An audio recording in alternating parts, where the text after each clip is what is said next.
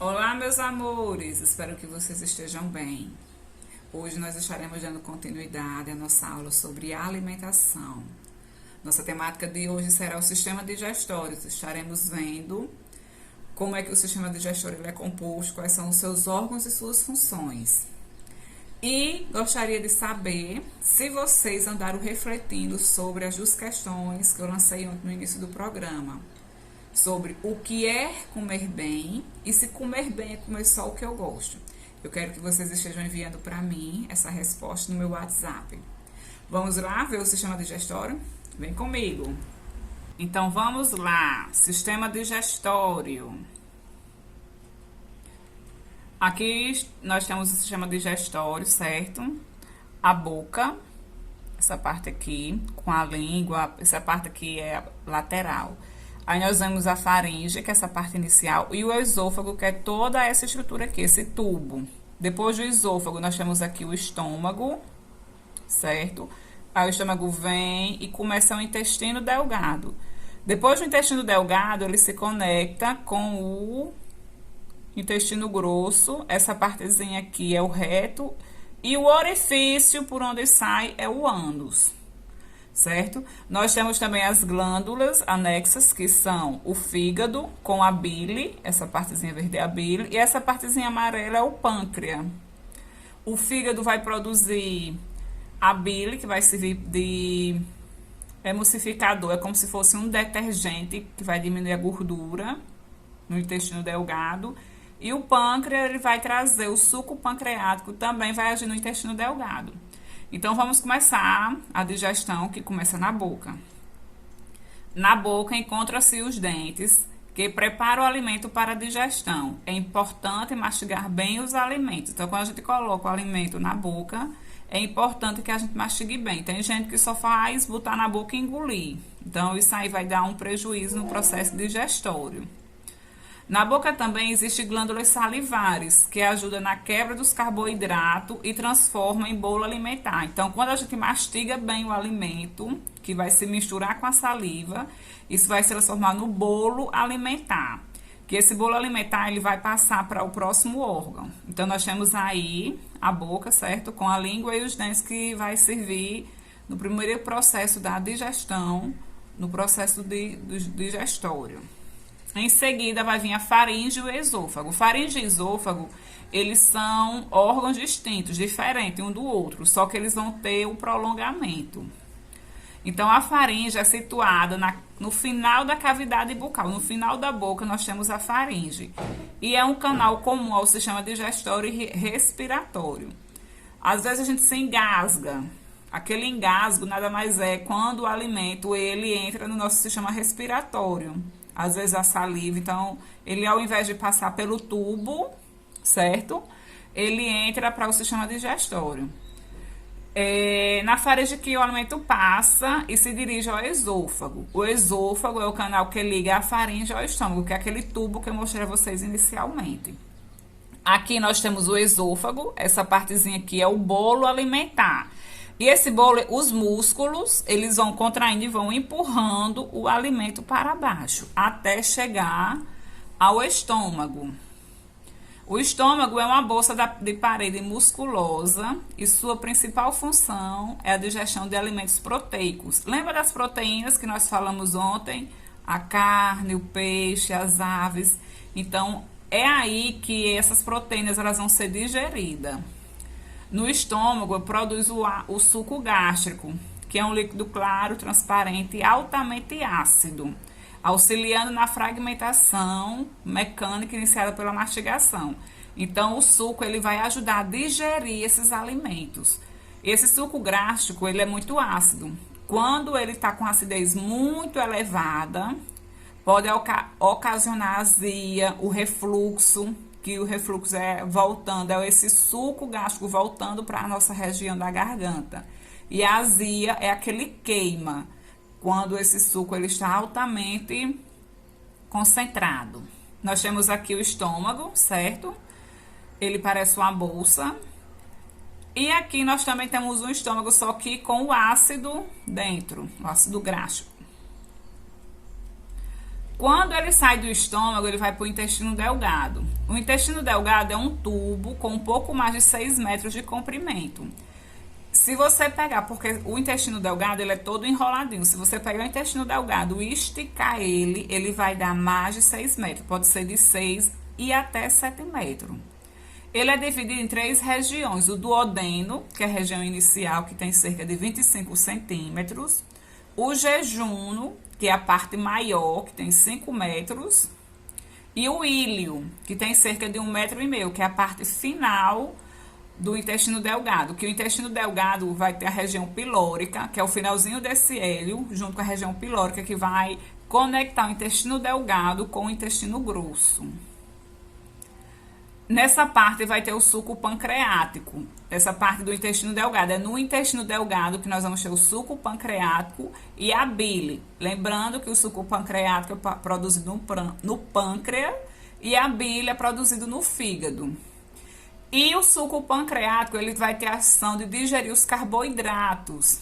Lembrando que carboidratos são as massas, é o pão, é o bolo, é o macarrão, o arroz, isso tudo são exemplos de carboidratos. E a bile, ela vai emulsificar a gordura. O que é emulsificar, professora? Ela vai ter uma ação tipo um detergente. Ela vai quebrar as partículas maiores em menores e vai limpar o intestino delgado dessa gordura. Nós temos aqui, observem aqui, ó, essa parte aqui inicial, como eu falei, isso aqui é o duodeno, essa partezinha inicial. Aí nós temos o jejum, que é toda essa parte aqui maior. E o íleo, que é a parte final, que vai se conectar com o intestino grosso. Nós temos aqui, novamente, aqui, ó, isso aqui tudo é o intestino grosso. Esse mais escurinho é o intestino grosso. E esse mais clarinho é o intestino delgado. Intestino grosso, local onde absorve a água e onde forma as fezes que será eliminada pelo ânus. Então, nós temos aqui o intestino grosso, aqui a região pilórica, onde conecta o intestino delgado com o intestino grosso. É nessa regiãozinha aqui, é o finalzinho do íleo, e essa região é chamada região pilórica. Nós temos aqui essa partezinha aqui, é apêndice.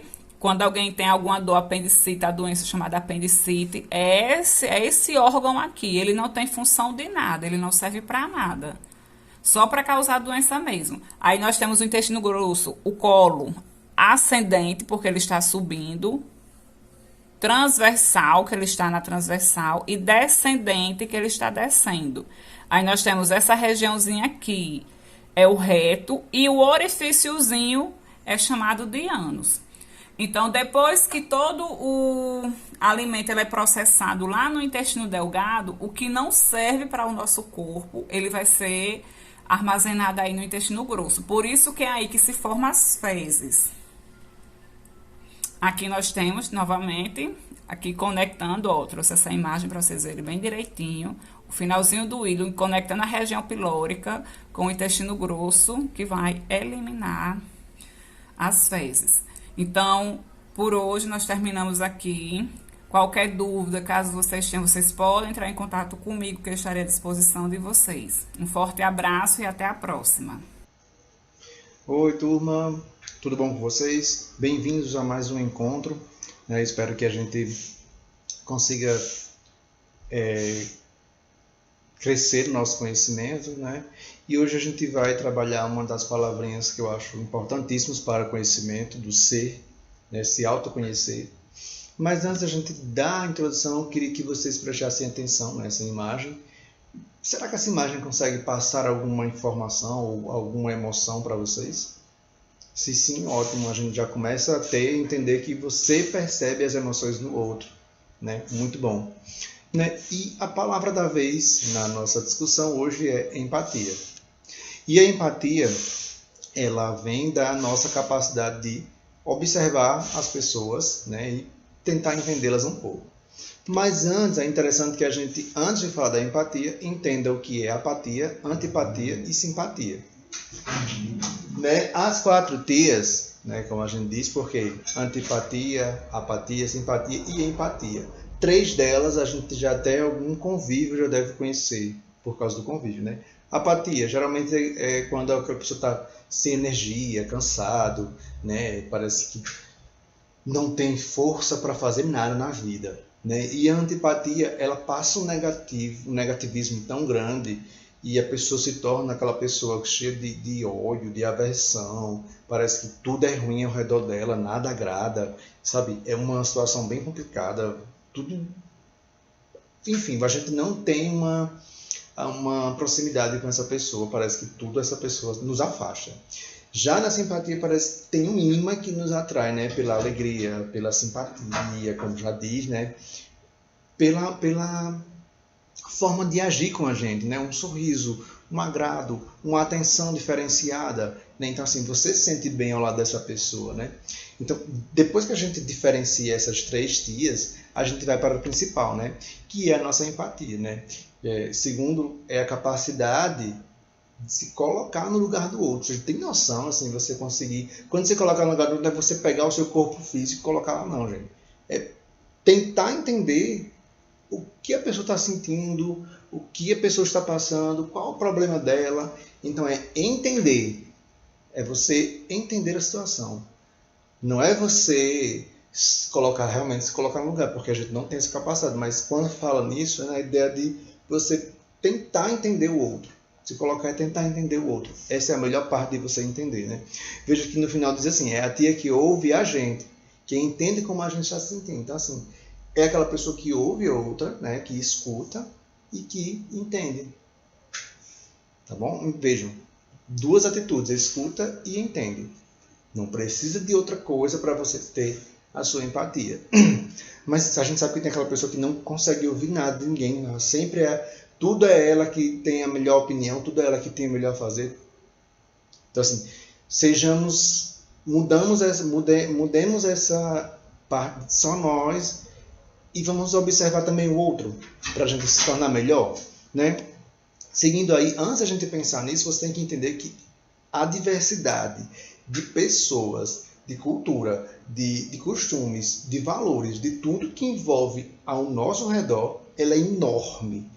Então, assim, não tem como a gente viver num padrão, né? Você ser de um jeito, fulano ser de um jeito, né? Eu ser do mesmo jeito que você. Então, assim, o que seria interessante? Então, assim, você tem que entender que para algumas pessoas, a dor dela é maior que a sua, né? Porque ela viveu experiências diferentes de você. E isso faz com que a pessoa veja a vida diferente. E ao passo que você entende essa diversidade das pessoas, você se torna uma pessoa mais empática, né? Só que hoje a gente tem um vilão seríssimo, que é o nosso celular, né?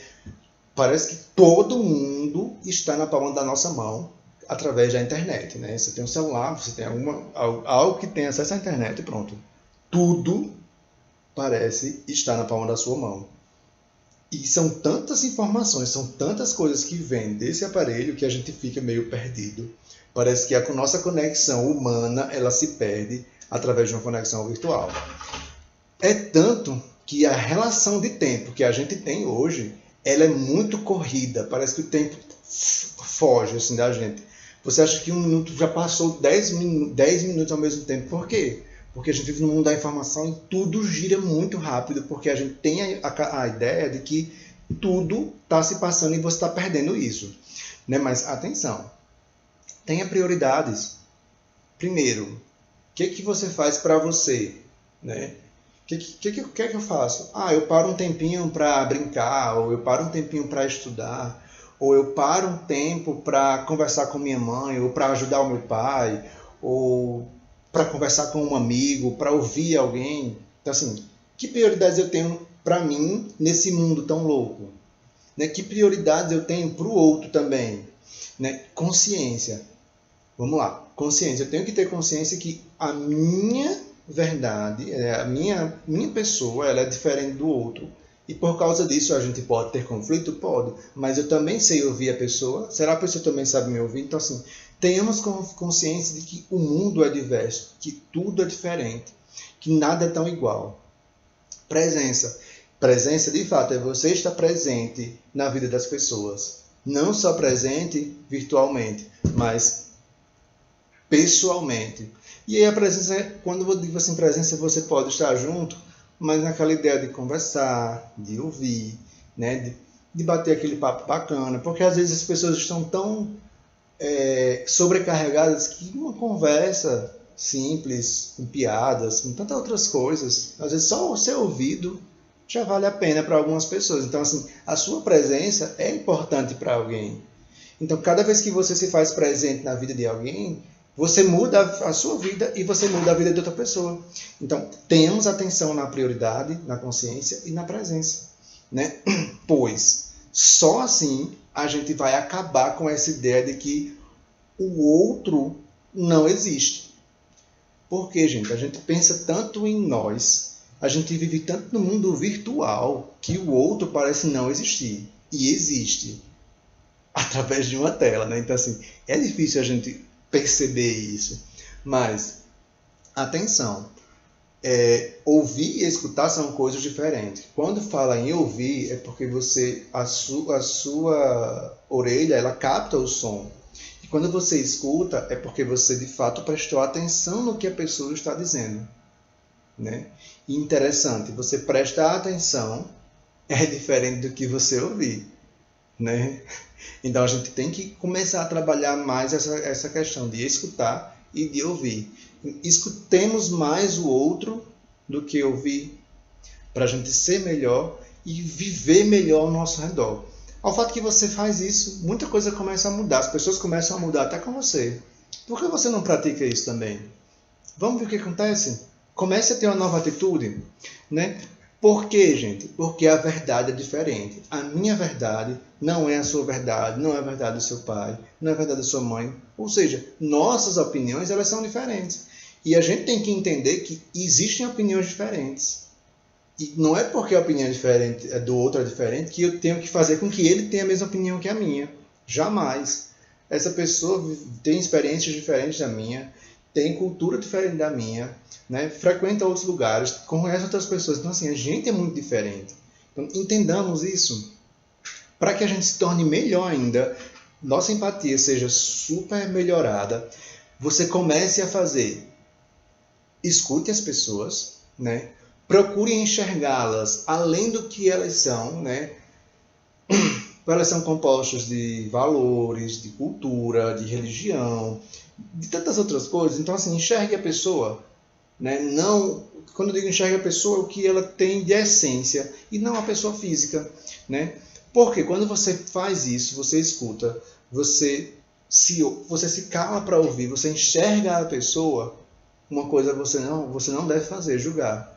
Ninguém é ninguém para julgar outra pessoa. Então, quando você escuta alguém, você enxerga outra pessoa, a pessoa se percebe, você vê que não precisa julgar. E você está colaborando com a autoestima daquela pessoa e com a sua. Quantas e quantas vezes você quis ou gostaria que alguém só te ouvisse, sem dizer nada mais, né? Então, com esses simples conselhos, vamos começar a trabalhar isso. Comece a pôr em prática. Não julgue, escute. Assim você vai ver melhor. Então, essa é a minha dica. Perceba o outro, escute o que ele tem a dizer, não diga nada, apenas escute. Se a pessoa perguntar, mas o que você acha? Aí você dá a sua opinião. Se não, só escute, porque ouvir, escutar antes de falar. Então, sejamos mais empáticos para melhorar o nosso convívio. Então, até a próxima. Fiquem com Deus. E tchau. Pessoal, a música que nós escolhemos essa semana se chama Família, dos Titãs. É uma música que eu acho que a maioria de vocês conhece e fala justamente sobre o que o título já remete, que é a família.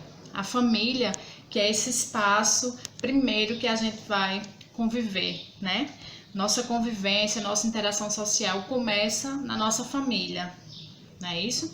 Então, família é sim um espaço onde a gente começa a sociabilizar, né? São os nossos primeiros contatos sociais, são a nossa família, não é isso? E é interessante essa música dos Titãs, que ela fala de momentos em família que estão ligados à nossa temática, que é a questão da alimentação, o convívio em si e também a questão da alimentação, né, Elisa?